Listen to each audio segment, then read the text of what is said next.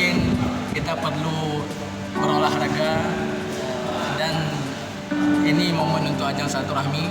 Jadi tidak hanya kita bertemu di meja politik, namun juga bisa dengan olahraga sehingga juga otak kita bermain, sehingga juga nantinya membuat kita lancar berpikir